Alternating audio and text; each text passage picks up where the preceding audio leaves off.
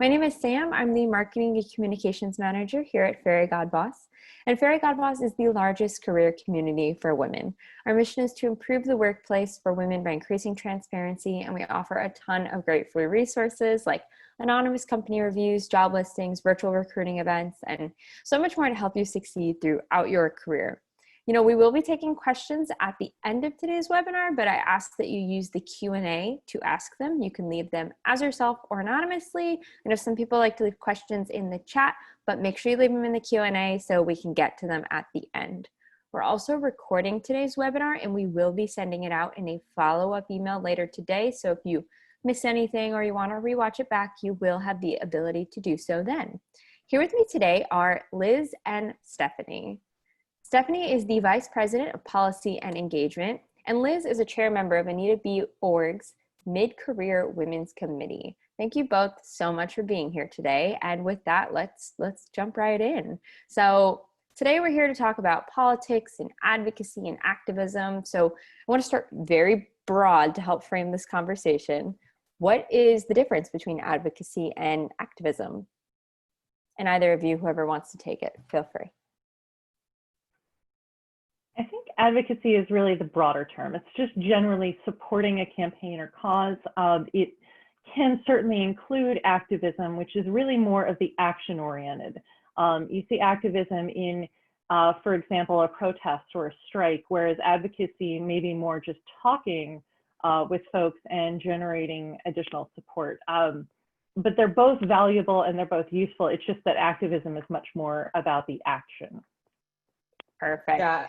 I sometimes think about it too as sort of being inside and outside of systems and institutions, and activism often being sort of an external pressure, where when you think about advocacy more broadly, there's so many ways that you do that, internal to structures and external to structures. So I think there's a nuance there as well, perhaps.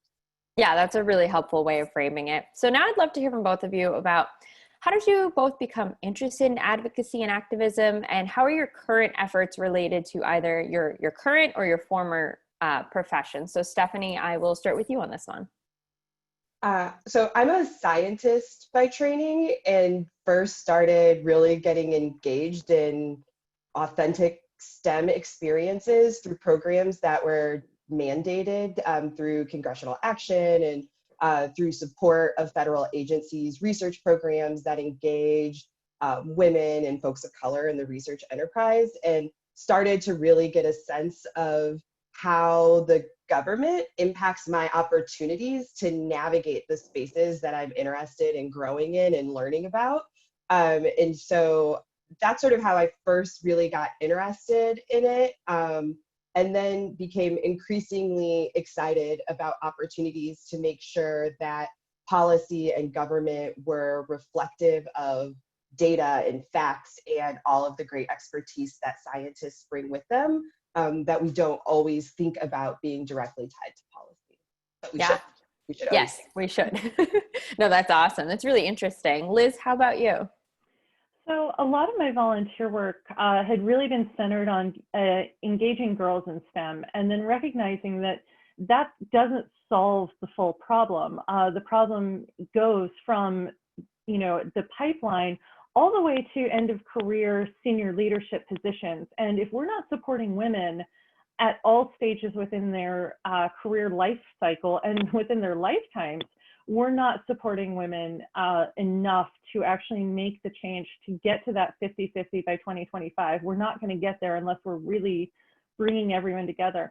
And that's not just limited to companies as individuals or to nonprofits, but it is also in terms of ensuring that we have the adequate support at all levels of government, whether that's in terms of the laws, like Title VII in employment protections, or whether that's ensuring that, paid leave.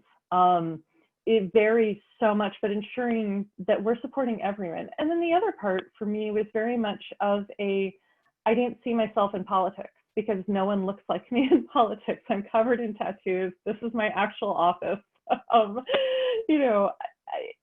For a long time, I was like, I can't do this. I don't look right. So it was very much also well, if no one looks like me, well, maybe I should show up. Yeah. I mean, I love what you said right there. That's something, you're speaking my language here at Fairygodboss. It's very much, if it doesn't exist, well, create it, make it happen, and fortunately, I guess we could say we're living in a timeline where we can make those things happen, whereas 100 years ago, that was totally out of the question. But now you just touched on this a little bit, Liz, so I'm going to stick with you for a minute.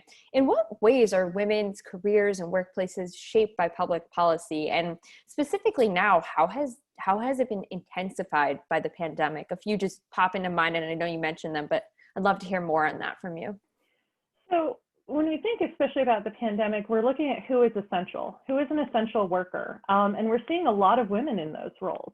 And we're also seeing a lack of paid sick leave, a lack of paid family and medical leave, because women still are doing most of the caregiving. Whether that's right or wrong, that is what's happening in society right now. And so we're seeing the impact of a lack of that. We're seeing people who are saying, I can't take time off sick because I don't have that time. I will lose income. And that's a big concern. The other thing I mentioned briefly, Title VII, and some of the protections that were extended to transgender women and trans men, as well as people who are LGBTQ. And that is really important, as well as ensuring that we really treat people equally, no matter who they are.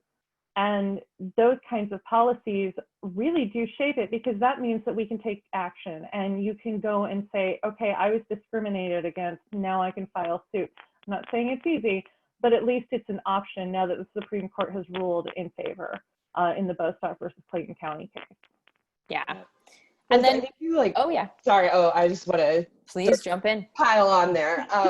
Liz, I think you sort of really hit the nail, because I think we can't have conversations about equality for women and the role of politics in shaping careers if we're not talking about occupational segregation and the sort of huge magnifying glass that COVID has put on that and the implications of that. And so people ask us all the time, why does AnitaB.org care about working in government? And you said you don't see yourself there. We don't see women in government. We don't see technologists in government. But we're also not seeing women in the occupations that can withstand some of these huge cultural shifts that are upending the way people are working. And so if women are being relegated for systematic and other reasons to occupations that are on the front line, are in caregiving, are in service providing roles, then what does it mean when those industries specifically are so incredibly impacted by something like this pandemic?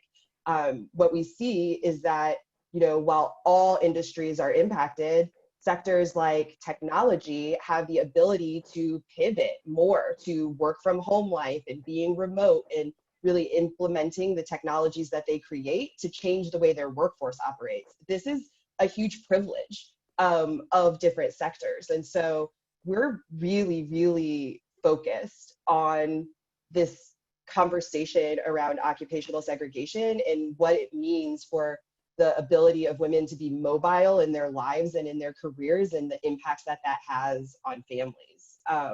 And the same thing is true of sort of working in government, which is the largest employer in our nation and some of the most consistent employment opportunities. Women and technologists need to be there too.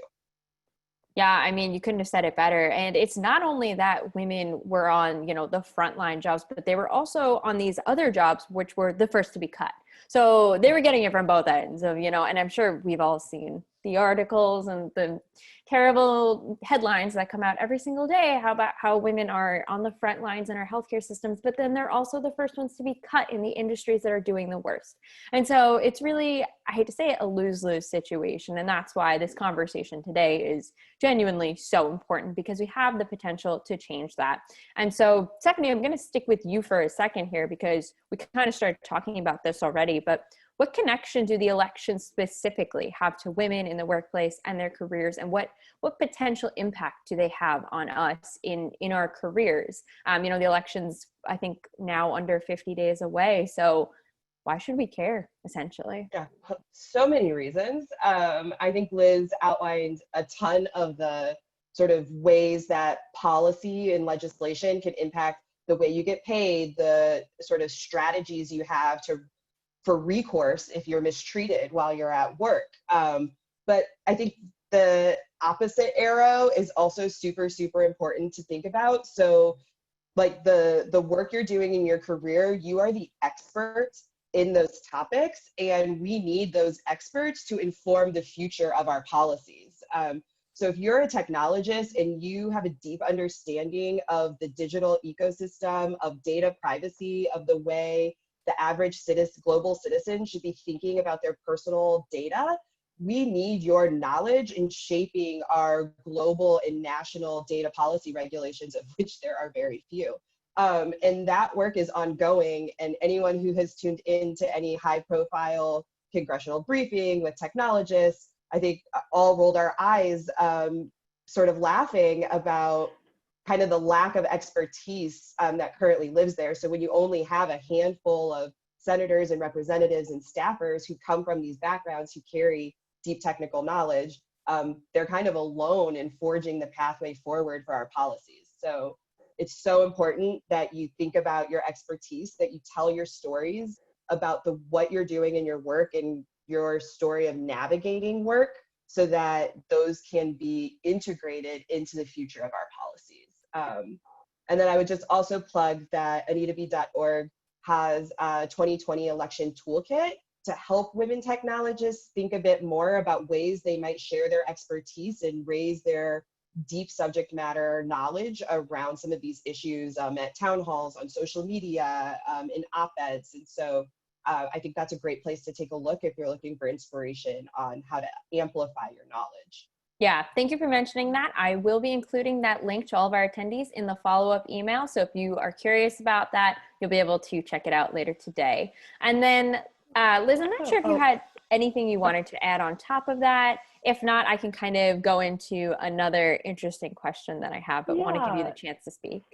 So this doesn't just matter at the federal level in the US. This is also very important at the local and state levels too, because we see often that local and state laws and regulations can also really drive systemic change across the nation. So looking at minimum wage laws and how that has, the move to 15 really started at the local. The federal minimum wage is nowhere near that.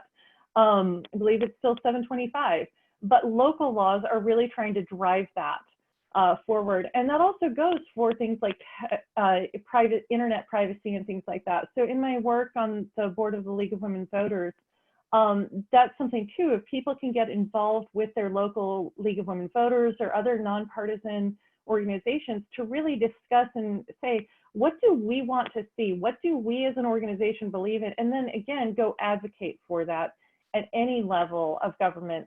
No, you may not be able to get massive internet privacy change in, a small town of 40,000, but if you start having that conversation, you start driving that forward. And it's not necessarily the easy, something you can turn around on a dime, but it gets those conversations moving, because people go from their local city council, and you can too, all the way to Congress, or to the presidency for that matter. And so I really encourage, get involved at every level on the things that matter to you, and the things that you have that expertise in. We need more technologists, because this is a very different economy than it was even 20 years ago. I don't think we can overstate how valuable the League of Women Voter resources are, especially to really understand things at the local level, with all the great ballot resources that you have up and down. So I just want to chime in to really encourage people to check that out, because it's super, super helpful. Yeah, we have so many, for every state, we'll have information on vote411.org. It's nonpartisan. It's candidate information, ballot measure information, where to vote, how to vote, when to register. So please check that out, and feel free to pass it along to friends and family who are interested in participating in this election. We really encourage everyone to vote. Yeah, I'd recommend reaching out to all of your new high school graduates, whether Yes. they're cousins, friends, whatever. Make sure they're registered to vote. It's probably the first time they're voting in many years. It's the first general election they'll be able to participate in. So get them excited about it. And then I love what Liz said there. It's these little steps. You're not going to get change on a dime, and you might not get this huge, big grand thing that, is your overall goal. But these little steps add up. And that's the way that you get to those bigger goals, is by taking these small actions and having these conversations now, so that in the future, you're not left with all that work to do. You've already done a lot of the work. So politics is probably, if not, one of the most divisive topics in American culture. So what are some nonpartisan and productive ways for engaging your professional network in political conversations and your advocacy, particularly right now during a very heated election year? Stephanie, I will start with you on this question. Yeah, I think, there's obviously like the nonpartisan related things, which is just really make sure everybody's utilizing their right to vote and filling out the census, right? Making sure we're all counted, that all of our voices are heard, and doing everything we can to sort of advance that in our workplaces. I think that you probably want to try to avoid those like hot button topics with your colleagues a little bit, but really want to be your authentic self. These issues matter to us as humans.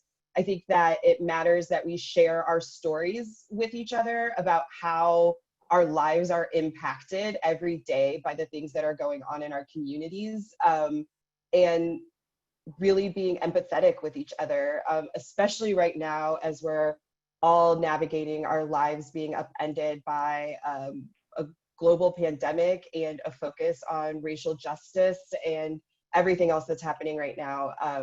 We have to be kind and empathetic with each other. And I think, being willing to share your authentic self in a way that is safe is part of that.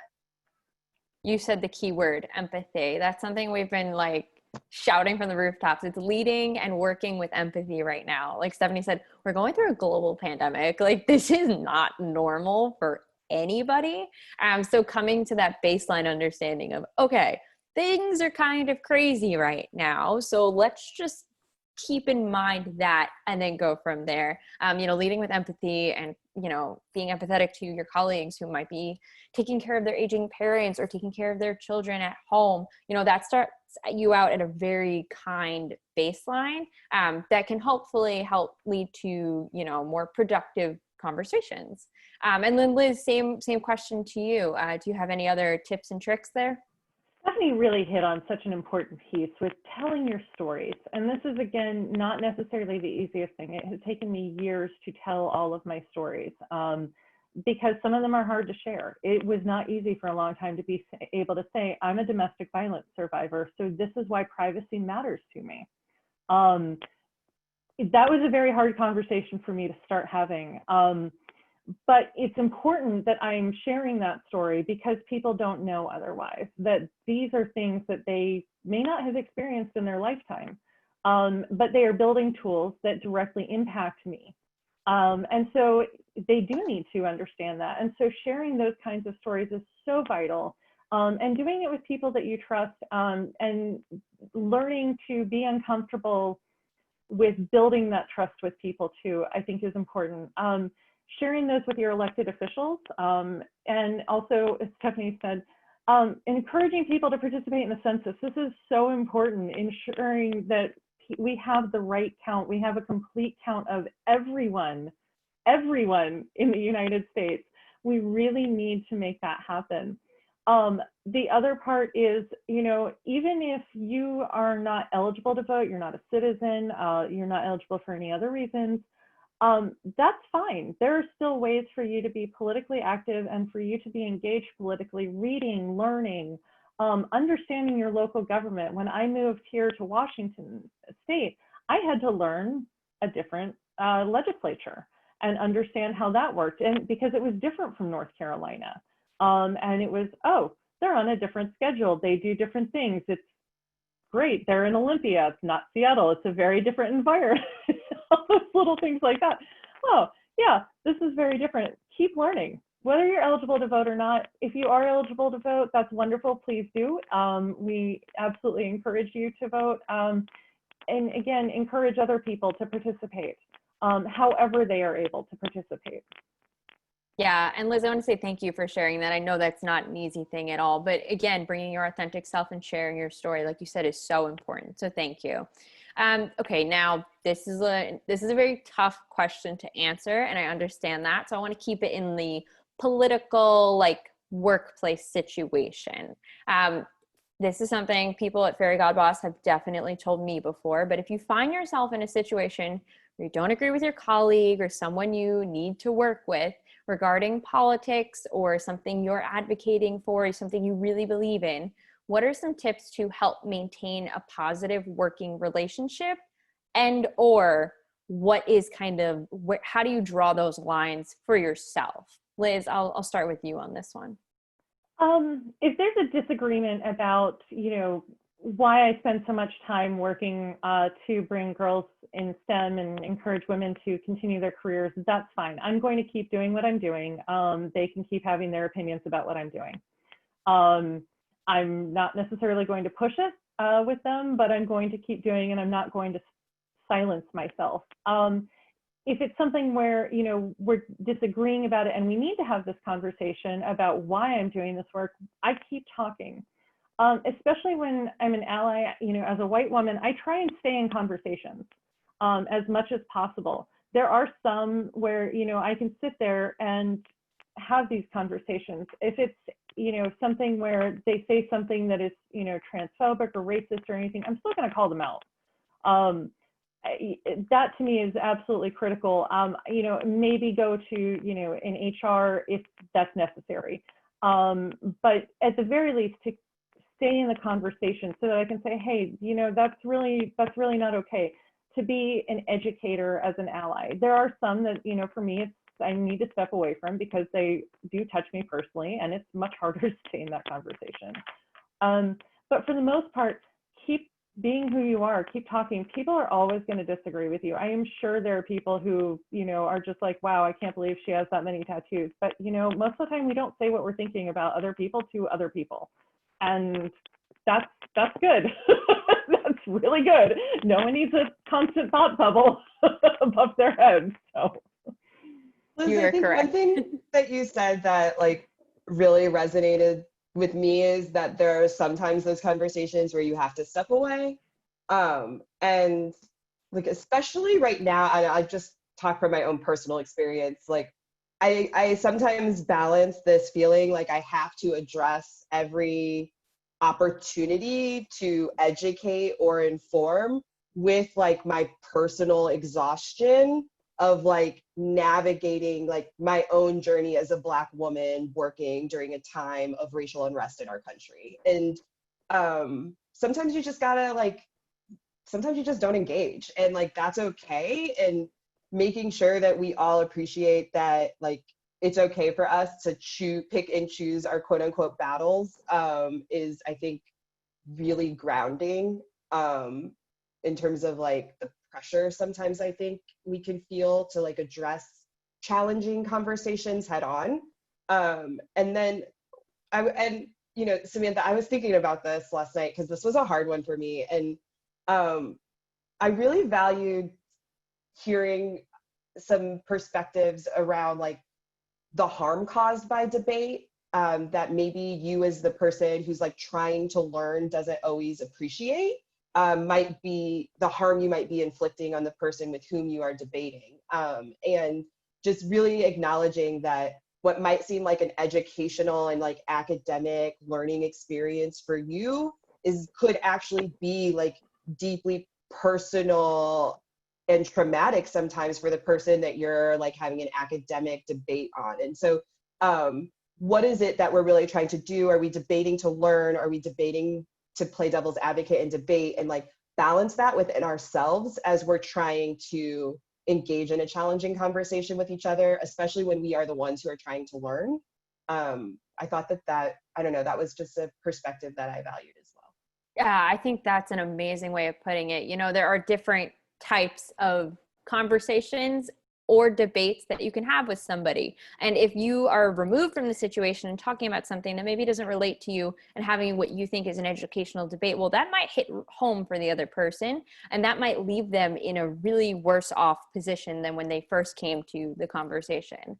Whereas vice versa, if somebody's talking about some issue that doesn't really affect them personally, it's something they just see and they want to talk about, but for you, that is your life, that can leave you feeling really hurt as well. So it's kind of knowing when you need to take the time for yourself to walk away and know that you need to come back to it at a different angle, at a different time, when you're rested, when you've both had time to decompress, whatever it might be. Like I said, this is the workplace. So a lot of us don't have the luxury, especially now, but even in normal times, of just walking away from our job because we disagree with people about certain things. And of course, there is a line where if your company is doing very illegal things that you disagree with, okay, maybe we get out of there. But if you just disagree on political opinions, well, a lot of us can't just leave our jobs. We have to learn to work through it.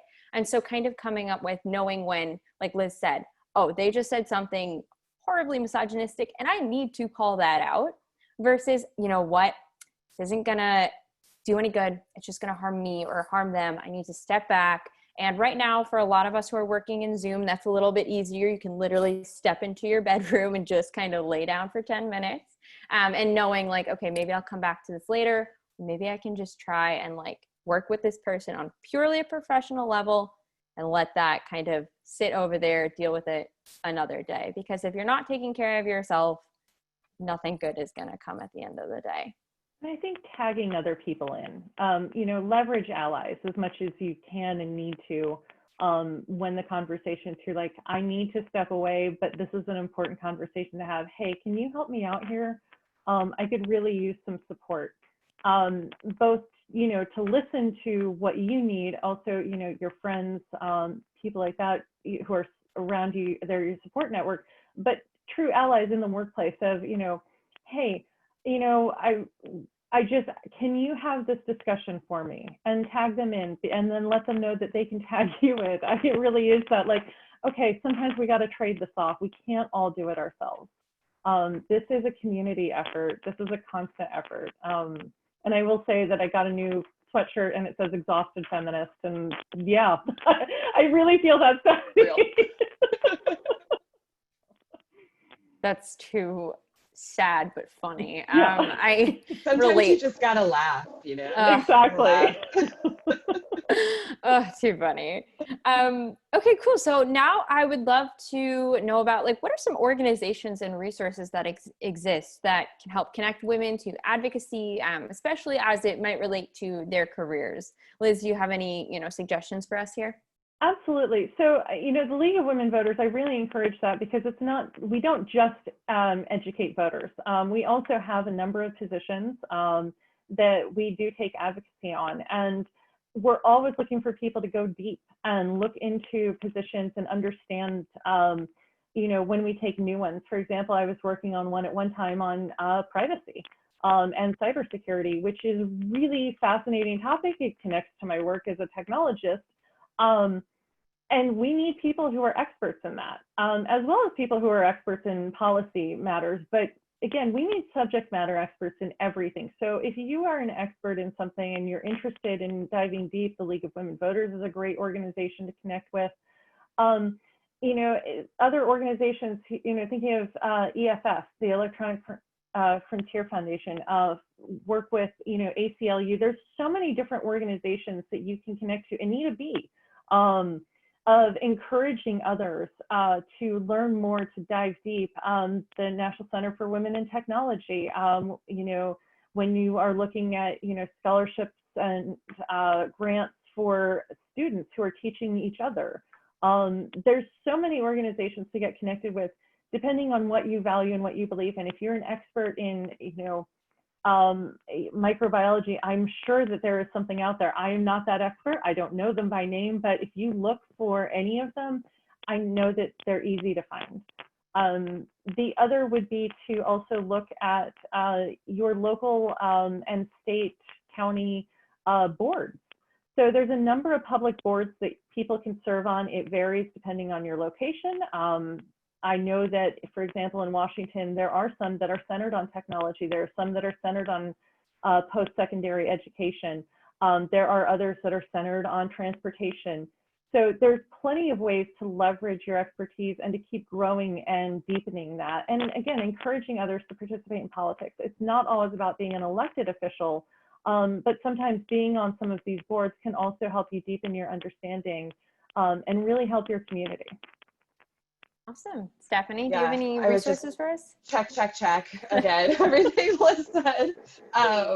I just thank you for plugging the AnitaB.org communities. We do a lot of work on there by way of connecting women with our corporate technology partners. The upcoming Grace Hopper celebration is going to be a great one-stop shop for folks looking to advance their careers. I think that there's some questions in the chat, I think, that related to this, right? Which is, what really are the places where we can find some of these opportunities? I definitely encourage you to look to the association groups, because almost all of them have tremendous job resource boards where all of the companies who are part of their association are putting out that kind of materials. So for example, the Internet Association just launched this awesome new job board that includes a referral process. So you can actually nominate your homegirl to get interviewed, right, for some of these companies when you know that they're looking. So I think that that's a really good strategy, is to think about, CTA, the Internet Association, some of those coalition groups that convene tons of different companies that are all sort of putting their opportunities in one space. We've been seeing some of the big multinational companies doing large job fairs. Amazon's is happening right now, if that's your fancy. So I think that a lot of big companies are taking a really intentional strategy to making sure their opportunities are getting out there, especially right now while everybody is really remote and virtual.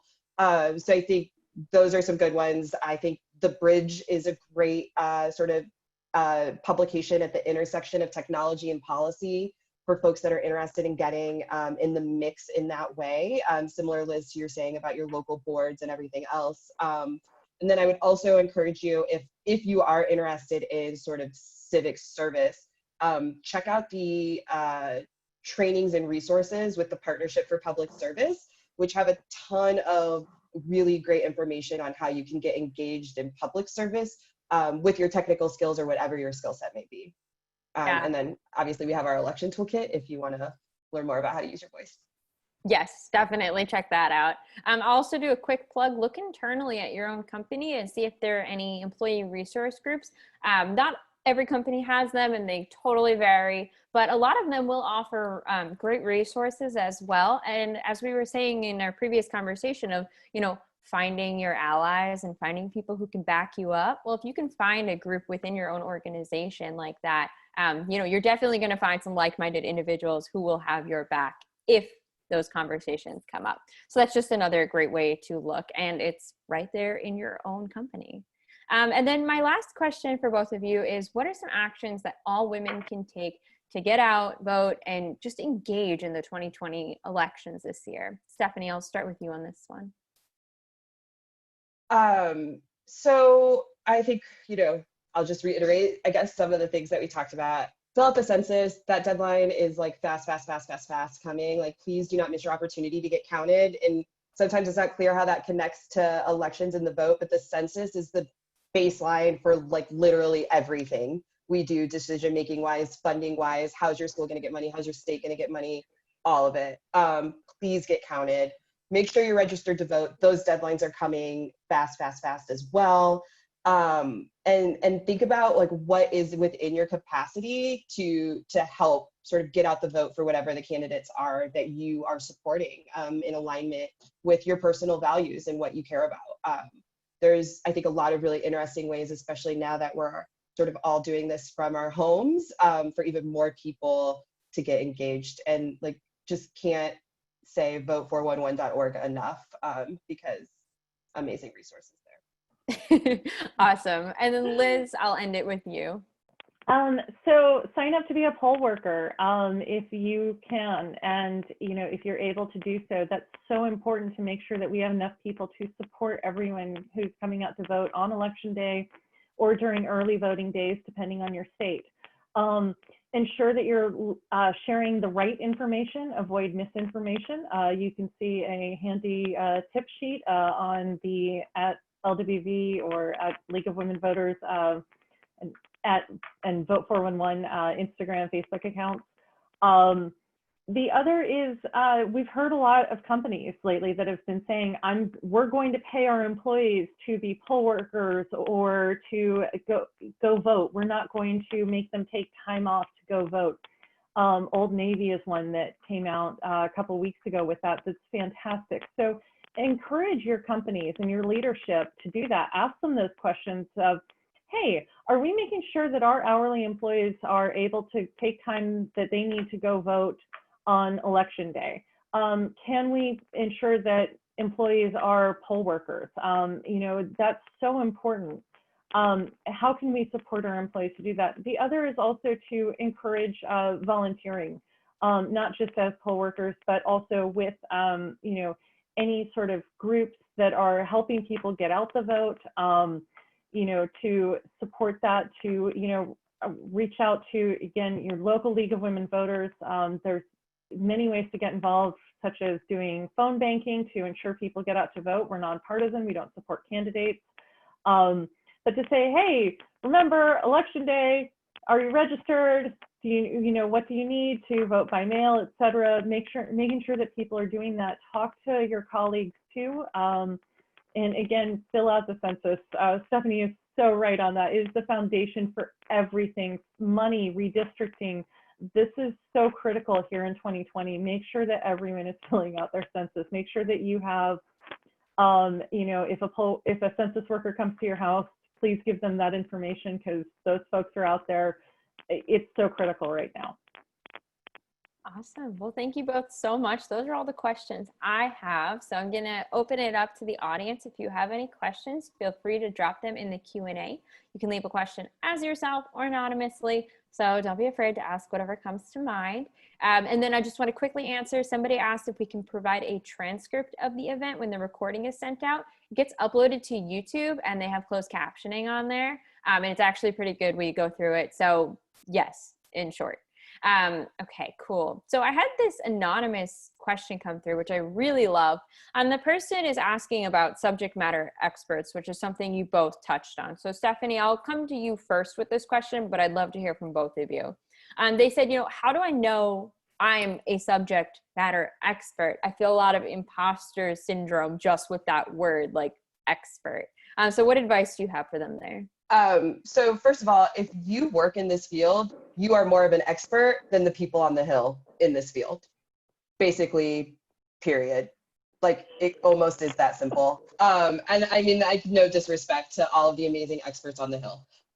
But you really are the people who are on the ground every day, implementing programs, seeing the models of what's working in your community, what's not working. You're the one who's looking at that information and fixing and tweaking and re-implementing. If you're in the lab, you're the person who knows the information that nobody else knows because you're the one running the experiments. If you're the person creating, like dealing with the reality of machine learning bias, you are the ones who understand what it means like to deal with the data sets that are biased to begin with. And so also, no matter where you are in your career journey, that juncture of the journey matters. So your experience in that moment is unique to people who are navigating that part of their career. That's also fundamental to people understanding. So there's no story that is rooted in the reality of how programs get implemented and how policies get implemented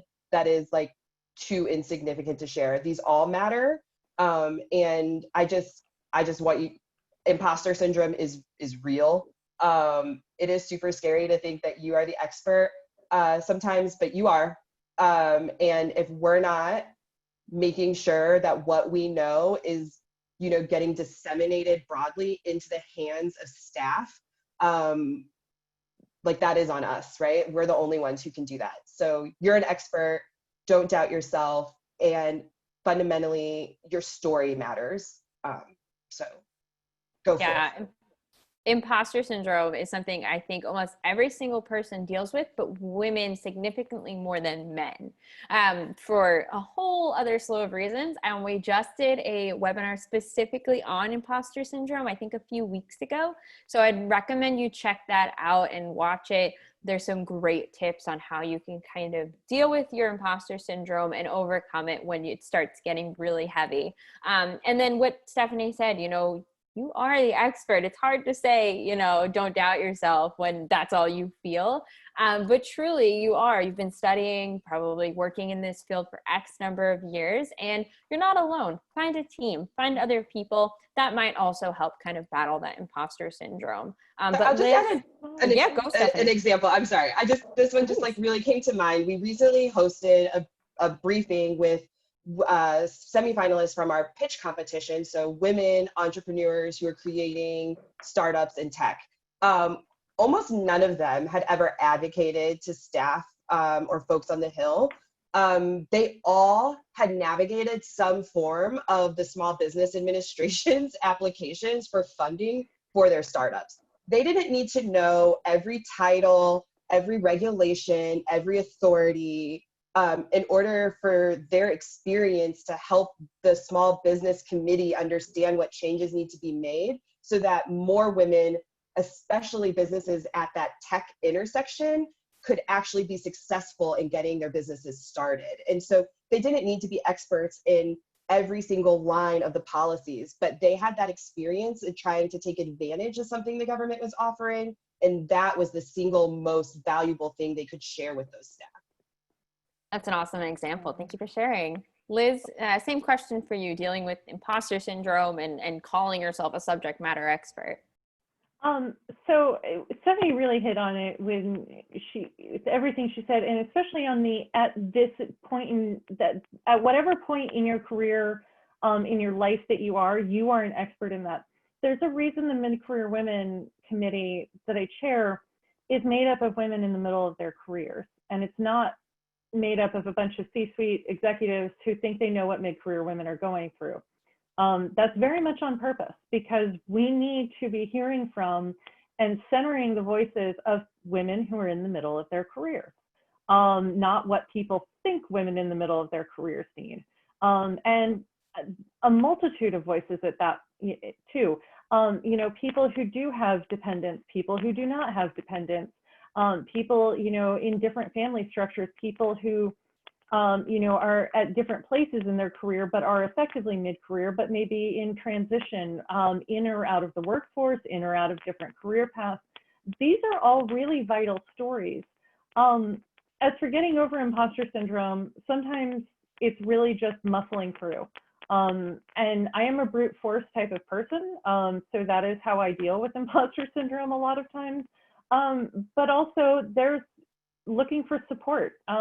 When I'm like, I don't feel like I can do this. It took me forever to send this webinar out to my colleagues, because I was having that moment of, oh my gosh, I cannot believe I'm going to be talking on this about something that I have absolutely no expertise in, which is not necessarily true, but it feels like that. And it is overwhelming some days. But I talked through it with one of my friends who was like, no, you got this, you're fine. You know this, and it's going to be okay. And having those conversations, having people in your life to have them with is so vital, whether they're friends or colleagues who know you and who are like, this is really just your imposter syndrome talking. Just, you're going to be okay. You're really going to be okay. My family motto, which, is we'll figure it out. And that's the biggest thing with imposter syndrome is, well, we'll figure it out no matter what. Even if it's hard, it's worth doing. It really is, especially in this scenario, because you are the expert on your own life. I'm not. And we need your voice too.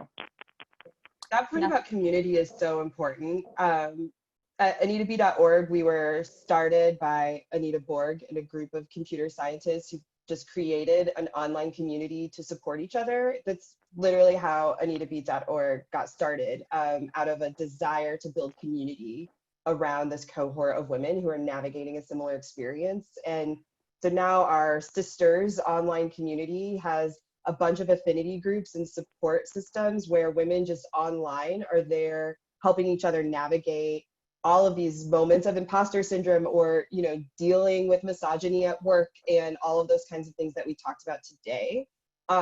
So I think we can never underestimate the power of community, whatever that means to you. There is a community for you out there. So I encourage you to definitely lean into that. Yeah, for sure. Check out Fairygodboss if you're not already registered, which I think everybody should be. But that's an extremely supportive group of women who are just there to kind of uplift you in whatever situation you're going through. This question came through from an anonymous attendee. It's very interesting. I cannot wait to hear both of your thoughts on this. But they asked, any tips on convincing science-minded coworkers that science is not apolitical? I find that they really want to keep politics out of science, but as a disabled woman whose existence is political, I find this line of argument so incredibly frustrating, as you should. Liz, I'm going to come to you first on this question. I feel you on that so much because I'm a bisexual woman. And yeah, my existence is political too. You know, there's so much about me that is political, bisexual, Jewish, you know, disabled, you know, or I don't know how I like to talk about my ADHD. It's difficult for me to talk about that, but ADHD. So neurodivergent at the very least. And it's very hard. The thing is that you can be nonpartisan, but nonpartisan doesn't mean apolitical. Political, it shows up everywhere. Bias shows up everywhere. And it's not necessarily conscious. It's not necessarily deliberate.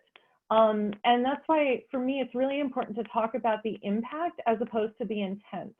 The intent may be very good to be apolitical, but the impact is that the conversations around bias or racism and things don't happen then.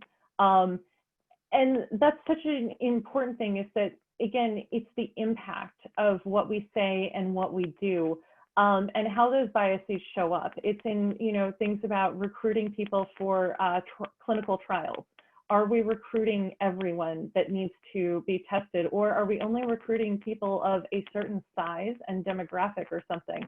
And I say this as a fat woman, that they do not test drugs on women my size a lot of times. So it's kind of like, okay, well, hope this works.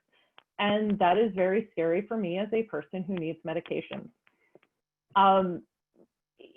Everything is political inherently, but it doesn't have to be partisan. It feels very partisan right now. Just telling people to vote feels very partisan. It's not.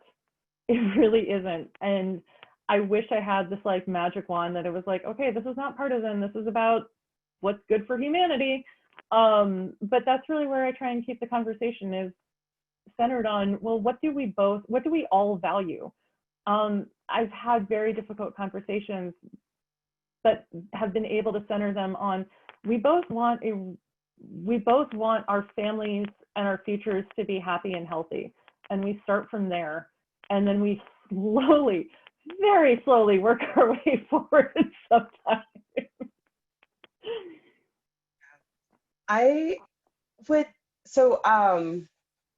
My experience has been, after I got my PhD, I did a science policy fellowship with AAAS, Science Technology Policy Fellows. This is exactly their mandate, is to create, essentially, right, like a core of scientists who understand the mutual impact of policy on science and science on policy. And I agree, like, this can be incredibly frustrating. But what I have found is that the scientists who think this way still value facts, and they want the evidence of the scientific community to be the driving sort of force of the scientific community. And I think that encouraging them to remember the facts and perturb sort of who is using facts to drive their policy and their politics can be very helpful, because it actually takes sort of the partisanship out of it. Like, it doesn't matter if it's a Democrat or a Republican or an independent saying X, Y, or Z, if it's not rooted in what the science, you as a scientist know to be the facts. And then we need to attack the facts or the lack of facts in whatever that is, no matter what party that might be coming from. And so really sort of making sure we're like talking about the need to have evidence-based policymaking, and that it is our job as scientists to provide the evidence to everybody who needs the evidence so that the policy can be built on that. And that doesn't make the conversation less frustrating in my experience, but it has been helpful. It wouldn't be less frustrating, but maybe more productive, which is the end goal. Yeah, and I loved that, politics and it can be nonpartisan. Just because, you're talking about politics doesn't mean you have to go right or left. You can stay nonpartisan, have a productive conversation. But that is an extremely frustrating conversation. Yeah.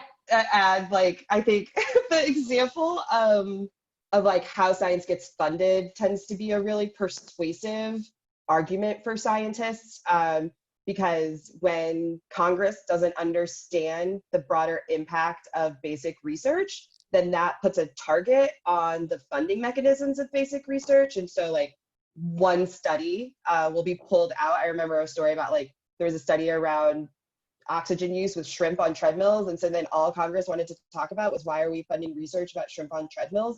But like, it took the scientific community entire strength and voice to make sure Congress understood, like, literally what basic research is and how you have to use model systems to build up to create a system that can actually impact humanity and humans. And so that kind of focus on data and evidence and the way science is impacted by politics tends to ring home.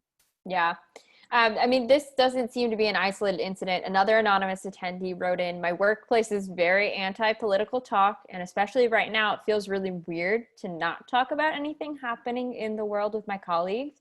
But they asked, how can I start to open up those conversations, especially when we're all work from home and all my meetings are on WebEx? So they have all virtual meetings. And let's frame this one in a non-science manner, because that can be just as tough, because if you're working in a field that maybe doesn't have those, facts that you can base off on, how do you even open up those conversations? Stephanie, I will start with you on this one.